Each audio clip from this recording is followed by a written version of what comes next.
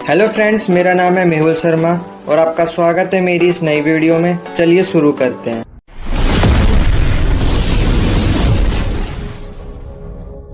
दोस्तों, आज हम पढ़ने वाले हैं सेमेस्टर 4 के लिए cultural transformation in early modern Europe part 2। तो इस बुक में आपके टोटल 9 लेसन है। तो आज हम पहला लेसन करने वाले हैं जिसका नाम है the scientific revolution and the enlightenment. शुरू करने से पहले अगर आप वीडियो पे पहली बार आए तो जल्दी से चैनल को सब्सक्राइब कर दीजिए और वीडियो को लाइक कर दीजिए। और अगर आपको इसकी पीडीएफ चाहिए तो आपको मेरे टेलीग्राम चैनल पे मिल जाएगी जिसका लिंक डिस्क्रिप्शन में दिया हुआ है। तो जल्दी जाइए और वहाँ पे मुझे ज्वाइन कर लीजिए। अब देखिए, जैसा कि आपको याद होगा अपने थर्ड सेमेस्टर में जो इसका जो पार्ट 1 था उसमें आपने रेनेसेंस के बारे में पढ़ा था, है ना। और आपने देखा था कि जो अर्ली मॉडर्न यूरोप था वहाँ के मतलब कल्चर कैसा था, वहाँ पे मतलब जो मॉडर्नाइजेशन है उसकी शुरुआत कैसे हुई। और थोड़ा बहुत आपने साइंस के बारे में पढ़ा था कि मतलब जैसे प्रिंटिंग प्रेस आई थी, गैलीलियो गैलीली के बारे में पढ़ा था। तो आपने थोड़ा बहुत मतलब उसके बारे में जाना था कि कैसे साइंस का उद्भव हुआ था। अब पार्ट 2 में आप साइंस के बारे में और डेप्थ में जानेंगे कि साइंस का उस टाइम पे कैसे मॉडर्नाइजेशन हुआ, कैसे कैसे खोजें हुई, कैसे कैसे इन्वेंशंस हुए, कैसे कैसे जो मशीन है, टूल्स वगैरह वो कैसे बने थे। तो इस चैप्टर में हम वो सब पढ़ने वाले हैं कि शुरुआती दौर में जो साइंस है उसका उद्भव कैसे हुआ। तो देखा जाए तो साइंटिफिक रेवोल्यूशन के लिए जो सबसे इम्पोर्टेंट चीज रही थी वो था रेनेसेंस। क्योंकि रेनेसेंस की वजह से ही लोग अब क्रिटिकल थिंकिंग करना स्टार्ट कर दिए थे, मतलब तार्किक विचार करना शुरू कर दिए थे। अब वो कोई भी प्रथाओं को नहीं मानते थे और जो भी प्रथाएं होती थी उसके लिए वो एक लॉजिकल क्वेश्चन पूछते थे कि ये करना जरूरी क्यों है ना। क्रिटिकल थिंकिंग, सोच विचार करना उन्होंने शुरू कर दिया था। तो यहीं से जो साइंटिफिक रेवोल्यूशन है ना उसकी शुरुआत हुई थी। और यहीं से फिर लोगों ने नए नए आइडियाज खोजने लगे, है ना। कोई भी चीज अगर हो रही है उसके पीछे का क्या कारण है ना, क्या लॉजिक है, वो सब लोग सोचने लग गए थे। और अगला था इन्वेंशन ऑफ प्रिंटिंग प्रेस, है ना। जो गुटेनबर्ग था उसने प्रिंटिंग प्रेस की इन्वेंशन कर दी थी। तो प्रिंटिंग प्रेस के माध्यम से जो नॉलेज थी ना वो आसानी से फैलाई जा सकती थी, है ना। अब जो गरीब लोग थे वो भी आसानी से किताबों को पढ़ना लिखना शुरू कर दिए थे, क्योंकि पहले जो नोबल लोग होते थे, अमीर लोग होते थे, सिर्फ वही पढ़ पाते थे। लेकिन जब से प्रिंटिंग प्रेस आई थी तो फिर गरीब से गरीब बच्चा भी अब पढ़ सकता था, है ना। उस टाइम पर स्कूल लाइब्रेरीज खुलने लगी थी, कॉलेज खुलने लग गए थे, है ना। अब लोगों के जो आइडियाज होते थे, जो फिलोसफर होते थे, उनके जो भी आइडियाज होते थे उनको फैलाना काफी ज्यादा आसान हो गया था उस टाइम पे। और देखिए उस टाइम पे कई साइंटिस्ट हुआ करते थे जिन्होंने साइंस की दुनिया में अपना काफी ज्यादा योगदान दिया, जैसे कि निकोलस कॉर्पनिकस थे, है ना। आपको थोड़ा थोड़ा याद भी होगा, थर्ड सेमेस्टर में इनके बारे में मैंने पढ़ा था। इन्होंने क्या किया था, हेलियोसेंट्रिक मॉडल अपनी थ्योरी दी थी। मतलब इन्होंने बताया था कि जो जितने भी प्लेनेट है वो सन के चारों तरफ चक्कर लगा रहे हैं, है ना। क्योंकि सब पहले ये समझते थे कि जो सूरज है वो पृथ्वी के चक्कर काट रहा है। उस टाइम पे लोग ये भी सोचते थे कि जो अर्थ है वो चपटी है। लेकिन जो कॉर्पनिकस थे उन्होंने ये सब जो भ्रांतियां थी, जो गलत फहमी थी, उनको दूर किया था, है ना। गैलीलियो हो गए, है ना, केपलर हो गए, न्यूटन हो गए। तो ऐसे कई सारे उस टाइम पे साइंटिस्ट हुए थे जिन्होंने अपना साइंस की दुनिया में काफी ज्यादा अपना योगदान दिया था। और अभी आप बारी बारी करके इनको एक एक करके पढ़ेंगे कि इन्होंने अपना क्या क्या योगदान दिया था। तो ये जो 3 मेन कारण थे साइंटिफिक रेवोल्यूशन के, सबसे पहला रेनेसेंस जिसकी वजह से लोगों ने सोचना स्टार्ट करा, है ना, लॉजिक ढूंढना स्टार्ट करा। फिर दूसरा था प्रिंटिंग प्रेस जिससे आइडिया और नॉलेज फैलाई जा सकती थी। और फिर तीसरा था जो ये सब लोग थे ना, जो साइंटिस्ट थे, इन्होंने साइंटिफिक रेवोल्यूशन लाने में अपना काफी ज्यादा योगदान दिया। अब आपका अगला टॉपिक है ब्रह्मांड और पदार्थ का एक नया दृष्टिकोण। तो देखिए, ब्रह्मांड यानी यूनिवर्स और पदार्थ यानी मैटर, यानी आपके आसपास जो भी चीज है वो क्या है, मैटर है। मैटर एक ऐसी चीज होती है जो स्पेस को ऑक्यूपाई करती है, यानी कोई भी जगह घेरने वाली चीज होगी, है ना। आपके घर पे कोई भी सामान हो गया, वो क्या है, एक स्पेस ऑक्यूपाई कर रहा है, एक जगह को घेर रहा है, तो वो क्या है, मैटर है। यहाँ तक कि आप खुद के खुद भी एक मैटर है ना। आप भी एक जगह ऑक्यूपाई करके बैठे हुए हैं ना, आपने भी कोई जमीन का एरिया कवर कर रखा है, तो आप क्या है, खुद भी एक मैटर है। तो देखिए, जो साइंस की जो शुरुआत हुई थी, तो शुरुआती समय में लोगों ने सबसे पहले यूनिवर्स यानी ब्रह्मांड के बारे में और मैटर के बारे में सोचना शुरू करा। और यहीं से जो हमारी आज की साइंस है उसका उत्पन्न हुआ, है ना। तो स्टार्टिंग में लोगों ने सबसे पहले यूनिवर्स के बारे में सोचा और मैटर यानी आसपास जो भी चीजें उनके उनके बारे में उन्होंने लोगों ने सोचना शुरू करा। और यहीं से जो साइंस है वो आगे बढ़ी। आधुनिक विज्ञान की जड़ें यानी जो मॉडर्न साइंस है उसकी शुरुआत कैसे हुई। तो देखिए, मॉडर्न साइंस की शुरुआत 15th सेंचुरी में होती है, क्योंकि तब तक रेनेसेंस आ चुका था। क्योंकि उससे पहले क्या होता था कि पुरानी जो परंपराएं थी ना, जो कैथोलिक चर्च हुआ करता था उसकी अपनी परंपराएं होती थी, और जो रोमन और जो ग्रीक वहां पे जो साम्राज्य थे उनकी अलग परंपराएं होती थी। मतलब अंधविश्वास उस टाइम पे काफी फैला हुआ था। तो लेकिन उसके बाद क्या हुआ था, जब रेनेसेंस आ चुका था, प्रिंटिंग प्रेस भी आ चुकी थी, है ना, लोगों के पास आइडिया शेयर होने लग गए थे, लोगों ने क्रिटिकल थिंकिंग करना स्टार्ट कर दिया था। अब जो भी मतलब वो जो परंपराएं थी उसके पीछे का लॉजिक पूछने लग गए थे, है ना। तो इसकी वजह से वो विरोध में भी खड़े हो गए थे, जो वहाँ के कैथोलिक चर्चेस हुआ करते थे। और यहीं से जो साइंटिफिक रेवोल्यूशन है, यानी जो वैज्ञानिक क्रांति है, उसकी शुरुआत होती है। अब देखिए उस समय तक काफी ज्यादा एडवांसमेंट हो चुकी थी। जो यूरोप के लोग हुआ करते थे, मेनली जो स्पेनिश और पुर्तगाल थे, उन्होंने दूर दूर तक यात्रा करना शुरू कर दिया था, है ना। उन्होंने नए नए देश को भी खोजा था, जैसे कि पुर्तगाल ने इंडिया को ढूंढ लिया था, स्पेन के लोगों ने वो अमेरिका को ढूंढ लिया था, है ना। दूर दूर तक यात्रा करने लग गए थे। उन्होंने नए नए देशों को ढूंढा, नए नए जानवरों को देखा, क्योंकि वहां पे सारे जानवर तो होते नहीं यूरोप में, बाकी जगह भी होते हैं। तो उन्होंने नए नए टाइप के जानवरों को देखा, नए नए टाइप के लोगों को देखा, जो भी जितने आदिवासी उनको मिले वहां पर, है ना।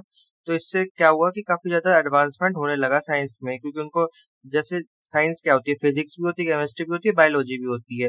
तो बायोलॉजी के क्षेत्र में उनको नए नए मतलब स्पीसीज देखने को मिली जानवर की, है ना, नए नए टाइप के लोग देखने को मिले। और यहाँ तक कि उनको नए नए मतलब जो वनस्पतियां होती हैं, पेड़ पौधे होते हैं, नई नई औषधियां होती हैं, मेडिसिन होती है, उनके बारे में पता चला। और देखिए इसकी वजह से जो खगोल विज्ञान है ना, उसमें काफी ज्यादा उन्नति हासिल हुई उनको। और यहाँ तक कि गणित में भी हुई। गणित में देखिए जो मैथ होती है ना, मैथ में भी उन्होंने काफी ज्यादा तरक्की कर ली थी उस समय पर। तो देखिए उस समय पे जो प्रिंटिंग प्रेस थी वो भी इन्वेंट हो चुकी थी। तो जो जितनी भी इन्होंने नॉलेज इकट्ठा की थी, वो प्रिंटिंग प्रेस के माध्यम से लोगों तक आसानी से पहुंचा सकते थे, है ना। वो जहाँ भी एक्सप्लोर करते थे, वहां पे उनको कोई भी नई चीज मिली, कोई नया जानवर मिल गया, कोई नई टाइप की स्पीसीज मिल गई, कोई मतलब अलग सी मेडिसिन मिल गई, है ना। तो जितनी भी सारी नॉलेज इकट्ठा करके लाते थे एक्सप्लोरेशन के टाइम पे, तो वो प्रिंटिंग प्रेस की मदद से उनको स्टोर करके रख लिया करते थे, और जो आने वाली जनरेशन है उनको भी बताते थे, है ना, किताबों के माध्यम से। अब हम देखेंगे वैज्ञानिक दृष्टिकोण का विकास, कि मतलब उस टाइम पे जो वैज्ञानिक हुआ करते थे, उन्होंने कैसे सोचना स्टार्ट करा, उन्होंने कैसी नई नई खोजें स्टार्ट करी, उनके सामने ऐसे कौन कौन से सवाल आए जिनको उन्होंने जवाब ढूंढते वक्त नए नए इन्वेंशंस कर डाले। अब देखिए जो वैज्ञानिक पद्धति थी ना, इसको मेनली कॉर्पनिकस, केपलर और गैलीलियो ने जन्म दिया। अब देखिए एक वैज्ञानिक कौन होता है, जो एक प्रॉब्लम को सॉल्व करता है ना। कोई भी घटना घट रही है या फिर कोई भी चीज हो रही है, उसके पीछे का क्या कारण है ना, वो क्यों हो रही है। तो ये कौन पता लगाता है, साइंटिस्ट पता लगाता है कि इसके पीछे की क्या साइंस है ना। तो ये जो साइंटिस्ट थे ना, मतलब इनकी शुरुआत ही इन तीनों की वजह से हुई थी। जो कॉर्पनिकस थे, जैसे इन्होंने अपना मॉडल दिया था हेलियोसेंट्रिक का, है ना। केपलर हो गए, इन्होंने ऑर्बिट के बारे में बताया था। और जो गैलीलियो हो गए, है ना, तो इन तीनों ने जो आगे की जो पद्धति थी, यानी जो वैज्ञानिक पद्धति थी, यहाँ से मतलब साइंटिस्टों की शुरुआत हुई। तो इन तीनों ने एक टाइप का पूरा मतलब एक मेथड बना रखा था, कि जो मतलब सबसे पहले एक प्रॉब्लम होगी उसको हम सॉल्व करेंगे, उसके पीछे की पहले सबसे पहले ऑब्जर्व करेंगे, कि जो भी घटना हो रही है उसको ऑब्जर्व करेंगे, फिर अपनी हाइपोथेसिस फॉर्मूला देंगे, है ना। मतलब कोई भी घटना हो रही है उसके पीछे क्या कारण है। एक मतलब हाइपोथेसिस होती है, जैसे बिग बैंग थ्योरी के बारे में आपने सुना होगा, कि जो यूनिवर्स है ये कैसे क्रिएट हुआ, तो ये भी एक टाइप की हाइपोथेसिस है ना। फिर एक्सपेरिमेंट करके दिखाना, कि मतलब हम जो बता रहे हैं उसका मतलब प्रूफ भी तो करेंगे, कि जब भी तो सामने वाला बिलीव करेगा कि हाँ ये रियल है। तो उसको एक्सपेरिमेंट करके दिखाना, और फिर बाद में कंक्लूजन देना। तो ये जो पूरा मेथड है ना, इन तीनों ने ही इसकी शुरुआत करी थी। अब हम देखेंगे कि साइंस की दुनिया में जो गैलीलियो थे, उन्होंने अपना क्या योगदान दिया था। तो देखिए इनका पूरा नाम गैलीलियो गैलीली था, और ये एक इटालियन साइंटिस्ट थे। तो इनका जो सबसे बड़ा योगदान माना जाता है, इन्होंने 1609 में इन्होंने टेलीस्कोप का इन्वेंशन किया था। इन्होंने टेलीस्कोप बनाया था ताकि ये एस्ट्रोनॉमी यानी जो खगोल विज्ञान है उसमें मतलब और भी ज्यादा खोजें कर सके। इन्होंने टेलीस्कोप बनाया था, मतलब ये बड़े बड़े जो प्लेनेट होते थे, जैसे जुपिटर हो गया, चांद हो गया, तो उनको देखा करते टेलीस्कोप में, और फिर उसी हिसाब से फिर अपनी हाइपोथेसिस दिया करते थे। तो जो गैलीलियो गैलीली थे ना, इन्होंने खगोल विज्ञान में क्रांति ला दी थी। तो देखिए टेलीस्कोप से पहले लेंसेज बन चुके थे। जो डच लोग हुआ करते थे, उन्होंने लेंसेज का इन्वेंशन कर लिया था। तो इन्होंने क्या करा, लेंस को उठाया और उनको ऐसे अरेंज करा कि वो एक टेलीस्कोप बन गया। अब देखिए इन्होंने 1609 में तो टेलीस्कोप बना लिया था, फिर उसी के एक साल बाद इन्होंने मतलब खोजबीन करी, और फिर उस टाइम पे प्रिंटिंग प्रेस आ चुकी थी। तो उन्होंने जितनी भी खोज करी थी उसको एक किताब में छपवाया और पब्लिश कर दिया। और उस किताब में इन्होंने अपनी खोजों के बारे में लिखा। इन्होंने देखिए क्या क्या खोजा। इन्होंने जुपिटर के 4 चांदों को खोजा। सबसे पहले जुपिटर को देखा, फिर उसके 4 चांदों को भी डिस्कवर करा। फिर उसी के साथ साथ उन्होंने सूरज को देखा और सूरज में उन्होंने पाया कि सूरज में क्या है, काले काले धब्बे हैं, है ना, उनके में मतलब दाग लगे हुए हैं सूरज के अंदर। उन्होंने फिर ये सब चीजों को किताब में लिखा और पब्लिश करवा दिया। और साथ ही साथ इन्होंने ना अरिस्टोटल को भी चैलेंज किया था। इन्होंने कहा था कि जो अर्थ की जो चांद की जो सरफेस है ना वो अनइवन है, यानी चांद के सरफेस पे गड्ढे वगैरह है और उबड़ खाबड़ उसकी सतह है। और इन्होंने जो अपनी किताब छपवाई थी उसका नाम था स्टेरी मैसेंजर। और तो और गैलीलियो ने अपना लॉ ऑफ मोशन भी दिया था और साथ ही साथ इन्होंने निकोलस कॉर्पोनिकस का भी साथ दिया था। जो कॉर्पोनिकस थे उन्होंने अपना हेलियोसेंट्रिक मॉडल दिया था जिसके अनुसार जितने भी प्लेनेट है वो सन के चक्कर लगा रहे हैं। तो जो गैलीलियो थे उन्होंने कॉर्पोनिकस का सपोर्ट किया था। तो खगोल विज्ञान की दुनिया में गैलीलियो गैलीली का सबसे ज्यादा योगदान था। अब देखिए, जब गैलीलियो ने कॉर्पोनिकस का सपोर्ट करा था और उसके सपोर्ट में किताबें भी छपवा दी थी, तो ऐसे में ना जो वहाँ की जो पुरानी परंपराएं थी ना वो आहत हो जाती है। मतलब जो कैथोलिक चर्च होता है और जो प्रोटेस्टेंट चर्च होता है उनके बीच में मतभेद बढ़ जाता है ना। जो कैथोलिक चर्च थे वो पुरानी परंपराओं को मानते थे और जो प्रोटेस्टेंट थे वो नई विचारधारा वाले थे, तो उनके बीच में मतभेद होना स्टार्ट हो जाते हैं।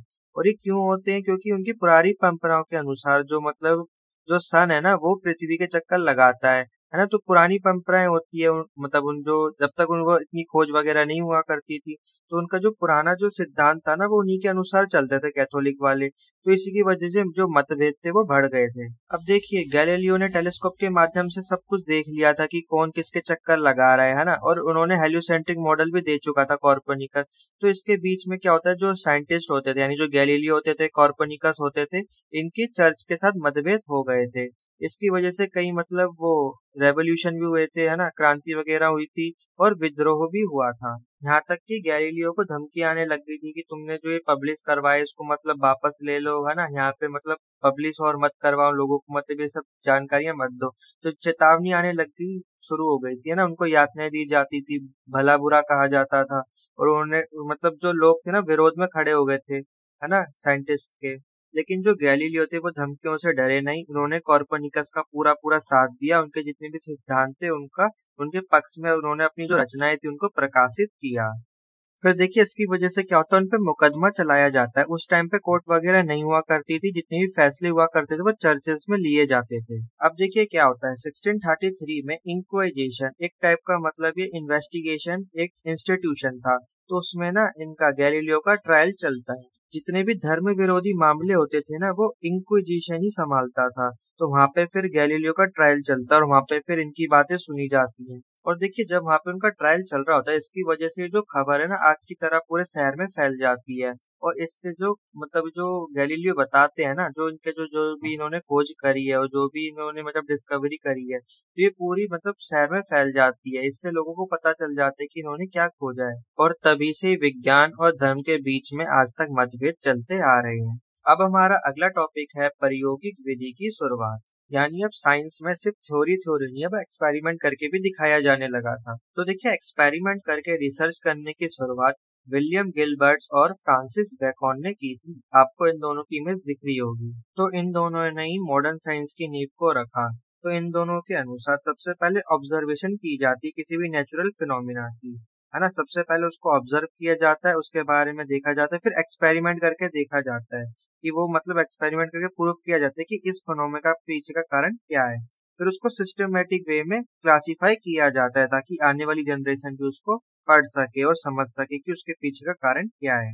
तो देखिए आज के टाइम पे भी अगर कोई भी मतलब जो प्राकृतिक घटना है वो घटती है तो सबसे पहले उसको ऑब्जर्व किया जाता है, फिर उसके पीछे के रीजंस ढूंढे जाते हैं।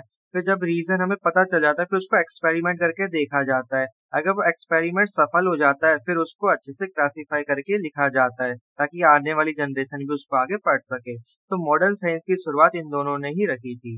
अब हम देखने वाले हैं बारी बारी जो भी साइंटिस्ट उस टाइम पे हुए थे उन्होंने अपना क्या क्या योगदान दिया और क्या क्या उन्होंने एक्सपेरिमेंट करे थे। तो सबसे पहले हम देखेंगे निकोलस कॉर्पोनिकस ने अपना क्या योगदान दिया। तो इन्होंने अपना हेलियोसेंट्रिक थ्योरी दी थी और साथ में अपना मॉडल भी दिया था। तो इन्होंने अपने मॉडल के माध्यम से समझाया कि उस समय पे लोग मानते थे कि जो पृथ्वी है वो बिल्कुल बीच में और जितने भी प्लेनेट है, सन है, सूरज है, वो पृथ्वी के चक्कर लगाते हैं। इन्होंने अपने मॉडल के माध्यम से उनको चुनौती दी और उनकी थ्योरी को गलत प्रूफ किया। और इन्होंने बताया कि जो सूरज है वो केंद्र में है, यानी वो बीच में है, और जितने भी प्लेनेट है, जितने भी बड़े बड़े वो प्लेनेट है, वो सब सन के चक्कर लगा रहे हैं, और जो सन है वो बीच में है। ठीक है। अब देखिए, जब कॉर्परनिकस ने अपनी जब थ्योरी दी थी और उन्होंने प्रूफ भी कर दिया था कि जो सन है वो बीच में है, तो इसकी वजह से क्या हुआ था कि जहाँ वहाँ की जो पुरानी जो चर्च की जो डॉक्ट्रिन हुआ करती थी, यानी जो उनकी जो फिलोसफी हुआ करती थी पुरानी वाली, उनके अनुसार क्या होता था कि मतलब अर्थ होती थी, उसके ऊपर हेवन हुआ करता था, स्वर्ग हुआ करता था, है ना, और मतलब ऐसा कुछ मतलब था, अर्थ बीच में थी और बाकी प्लैनेट चक्कर लगा रहे थे, मतलब उनके पुराने, मतलब उनके जो डॉक्ट्रिन हुआ करती थी, उनके जो सिद्धांत हुआ करते थे पुराने, उनके हिसाब से। लेकिन अब कॉर्पोनिकस ने प्रूफ कर दिया था कि सन बीच में, बाकी सारे प्लैनेट चक्कर लगा रहे हैं। तो इसके बीच में क्या हुआ था कि काफी विवाद हो गया था, जैसे कि गैलीलियो के साथ हुआ था, उनको धमकी आने लग गई थी, वैसे ही कॉर्पोनिकस को भी धमकी आने लगी थी, और उनको मतलब बोल रहे थे कि तुम गलत बता रहे हो, ऐसा कुछ नहीं है ना।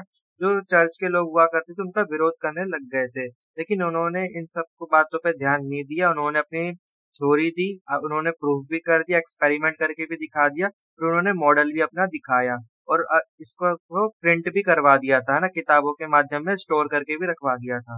अब देखिए, जब आप किसी चीज पे विश्वास करते हो इतने सालों से और कोई आकर उस विश्वास को तोड़ देता है, तो ऐसे में जो विवाद है वो उत्पन्न हो जाता है।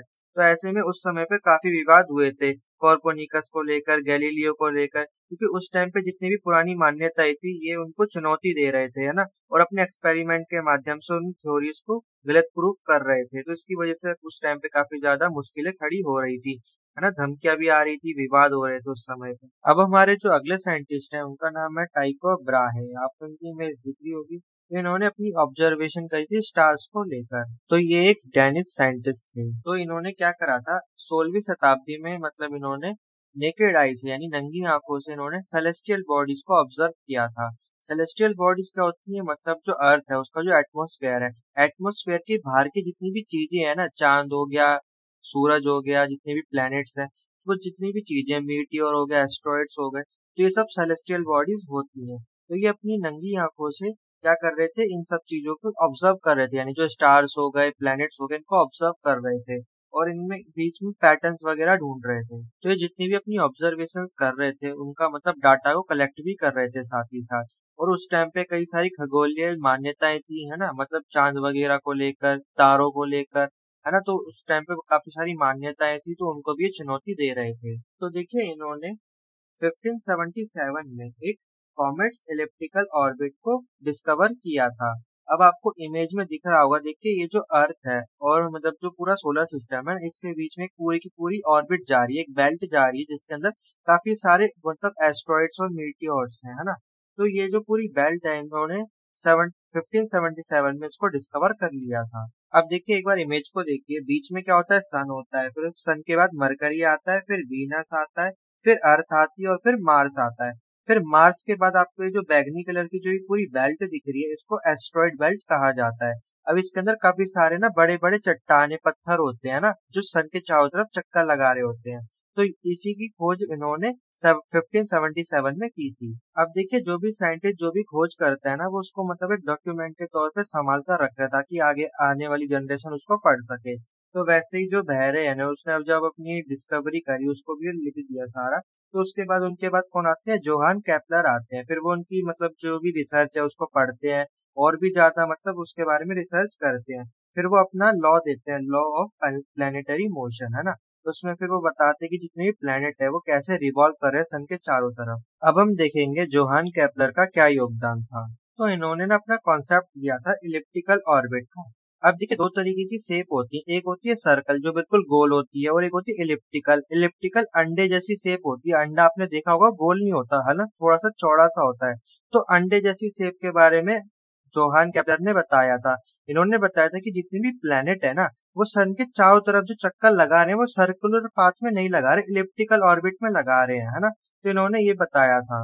अब देखिए, इनके बताने से पहले जो कॉर्पोनिकस थे वो पहले ही बता के गए थे कि मतलब जो सारे प्लेनेट है वो चारों तरफ चक्कर लगा रहे हैं, लेकिन उन्होंने कहा था सर्कुलर पाथ में लगा रहे हैं, मतलब बिल्कुल सर्कल जो गोल है उसमें चक्कर लगा रहे हैं। लेकिन केपलर ने बताया कि ये सर्कल में नहीं लगा रहे हैं, ये ओवल शेप में लगवा रहे हैं, यानी इलिप्टिकल ऑर्बिट में ये चक्कर लगा रहे हैं सब। अब देखिए, थोड़ा टेक्निकल टर्म है, आप समझ पाए तो समझ लीजिएगा। तो देखिए ये जो शेप होती है एलिप्टिकल, इसके बीच में दो फोकस होते हैं और इसी के एक फोकस पर सूरज होता है ना, मतलब एक सूरज होता है, एक इलिप्टिकल है, बीच में दो मतलब पॉइंट मान लीजिए और एक पॉइंट पे सूरज होता है। तो मतलब जब अर्थ घूमती है ना, तो जो मतलब जो जून का मतलब महीना चल रहा होता है उस टाइम पे जो सन के पास होती है अर्थ, और जैसे ही दिसंबर आता है तो वो दूर चली जाती है ना। तो ऐसे समझ लीजिए जो इलिप्टिकल पाथ है उसके बीच में दो फोकस होते हैं और एक फोकस पर हमारा जो है सूरज है ना, और जो अर्थ है वो उसके इलिप्टिकल ऑर्बिट में चक्कर लगा रही है। तो जब अर्थ सूरज के पास होती है तो गर्मी होती है और जब अर्थ दूर होती है तो ठंड होती है। अब देखिए जो केपलर थे इन्होंने अपनी किताब हार्मनी ऑफ द वर्ल्ड इसमें अपना जो थर्ड लॉ बताया प्लेनेटरी मोशन का, उसमें उन्होंने बिल्कुल सटीक अपनी मैथमेटिक कैलकुलेशन करी है, मैथमेटिक का रिलेशन बताया है ना प्लेनेट और जो उनका पीरियड है रेवोल्यूशन का, उसमें जो जितनी भी मैथ लगती है उसके बारे में भी अपनी किताब में बताया है। और जो जितना भी डिस्टेंस है सन का और अर्थ का और जितनी भी बाकी प्लेनेट है उनका डिस्टेंस के बारे में भी उन्होंने बताया है। एक तरीके से देखा जाए तो उन्होंने यूनिवर्सल फ्रेमवर्क को तैयार करा है जिससे आने वाले जो आगे के साइंटिस्ट है उस पर वो रिसर्च आगे अपनी कर सकें। इन्होंने हर चीज बताई, कैसे प्लेनेट रिवॉल्व करेगा है ना, पूरी उसके पीछे की मैथ के बारे में बताया है ना, और कैसे कैसे वो रिवॉल्व करेगा, उस सबका पूरा जितना भी फ्रेमवर्क उन्होंने वो पूरा तैयार करके गए हैं। अब देखिए भले ही उन्होंने पूरी मैथ बता रखी है और काफी सारी चीजें वो बता के गए हैं, लेकिन उस समय पर काफी सारे जो सेलेस्टियल बॉडीज थी उनको डिस्कवर नहीं किया गया था। बस जो टेलीस्कोप से जितनी भी चीजें दिखी जैसे कि चांद वगैरह हो गए, बस उतनी चीजें डिस्कवर हुई थी, बहुत सारी चीजें डिस्कवर करनी अभी बाकी थी। मेनली जो गैलीलियो थे उन्होंने अपने जो टेलीस्कोप थे उससे जुपिटर को ढूंढा था, उसके चार चांदों को भी ढूंढा था है ना, लेकिन उससे ज्यादा वो और कुछ नहीं ढूंढ पाए थे। अब आप जानेंगे आइजैक न्यूटन के बारे में कि उन्होंने अपना क्या योगदान दिया था साइंस की दुनिया में। और आप सभी को तो पता ही है, इन्होंने ग्रेविटी की खोज करी थी।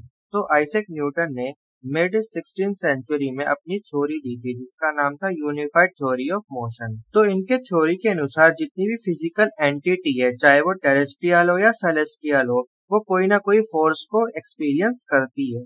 मतलब ऐसे समझे कोई भी फिजिकल एंटिटी यानी कोई भी ऑब्जेक्ट हो गया है ना, कोई सा भी ऑब्जेक्ट हो सकता है, आप एक खुद ऑब्जेक्ट है ना, आपके घर में जो भी सामान है वो सब ऑब्जेक्ट है, तो वो कोई ना कोई फोर्स को एक्सपीरियंस कर रहे होते हैं। अब यहाँ पे सेलेस्टियल मतलब जो अर्थ पे जितने भी ऑब्जेक्ट है, जितनी भी जो जमीन है, यानी टेरेस्ट्रियल जितने भी ऑब्जेक्ट है, और सेलेस्टियल यानी अर्थ के एटमॉस्फेयर के बाहर के जितने भी ऑब्जेक्ट हैं, उन पे कोई ना कोई फोर्स एक्सपीरियंस हो रहा है। और इसी फोर्स को न्यूटन ने ग्रेविटेशनल फोर्स नाम दिया था। अब देखिए चांद हो गया, जुपिटर हो गया, जितने भी बड़े बड़े जो सेलेस्टियल ऑब्जेक्ट हैं वो भी अपनी ग्रेविटेशनल फोर्स लगा रहे हैं ना। जैसे चांद है वो भी अर्थ को अपनी तरफ खींचता है ना, जिसकी वजह से जो टाइडल है वेव है वो ऊपर नीचे होती है ना, जो समुद्र की जो वेव है वो ऊपर नीचे होती है, किसकी वजह से?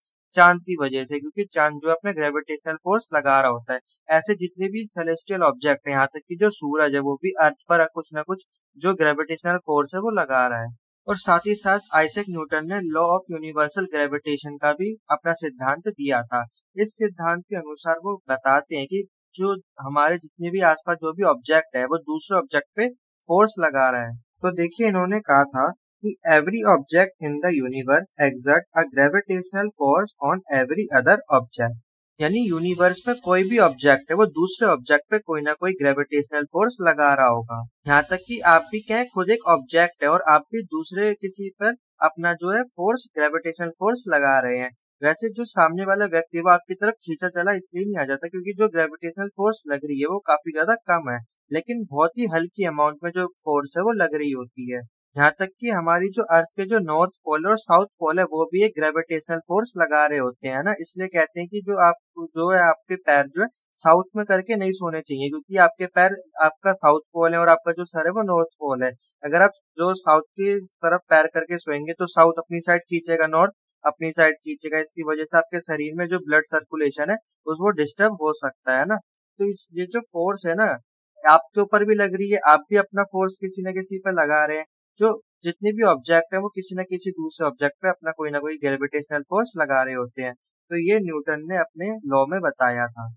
और देखिए जो आइजैक न्यूटन थे वो साइंटिस्ट तो थे, साथ ही साथ वो एक काफी बड़े मैथमेटिशियन भी थे। तो जो आइजैक न्यूटन है वो अपनी किताब को पब्लिश करते हैं, इनका नाम होता है the mathematical principle of natural philosophy. तो इस किताब को 1687 में पब्लिश किया जाता है। तो इस किताब में ये नेचुरल फिलोसफी के बारे में बताते हैं और साथ ही साथ बताते हैं कि जो हमारा जो यूनिवर्स है वो कैसे सावधानी पूर्वक बनाया गया है, एक एक चीज बिल्कुल परफेक्शन के साथ बनाई गई है। और वो जो गॉड है यानी जो भगवान है उनके बारे में बताते हैं कि भगवान ने हमारी दुनिया को कितनी परफेक्ट तरीके से बनाया है, हर चीज बिल्कुल एक ऑर्डर में है ना, बिल्कुल एक सटीक परफेक्शन के साथ पूरी जो यूनिवर्स है उसको क्रिएट किया गया है। तो वो अपनी किताब के अनुसार गॉड को एक मास्टर आर्किटेक्ट बताते हैं कि मतलब कैसे उन्होंने संसार की रचना की है, कैसे यूनिवर्स को बनाया बिल्कुल परफेक्ट तरीके से। तो आज के लिए बस इतने ही रखते हैं, बाकी का अगले पार्ट में हम कवर करेंगे। आई होप मैंने आपको जितना पढ़ाया आपको अच्छे से समझ आ गया होगा। अगर आपको कुछ पूछना है तो आप कमेंट कर सकते हैं और कमेंट करके बताइए वीडियो आपको कैसी लगी। और अगर आपको इसकी पीडीएफ चाहिए तो आप टेलीग्राम से जाकर ले सकते हैं, टेलीग्राम का जो लिंक है वो डिस्क्रिप्शन में दिया हुआ है, वहाँ पे जाइए और जल्दी से ज्वाइन हो जाइए। और अगर वीडियो अच्छी लगी तो चैनल को सब्सक्राइब कर दीजिए और वीडियो को लाइक कर दीजिए। और इसकी जो प्लेलिस्ट की लिंक है वो भी मैं डिस्क्रिप्शन में डाल दूंगा, वहां पे जाके आप इसके आगे के पार्ट देख सकते हैं। तो मैं मिलता हूँ आपको इसके अगले पार्ट में, तब तक के लिए जय हिंद।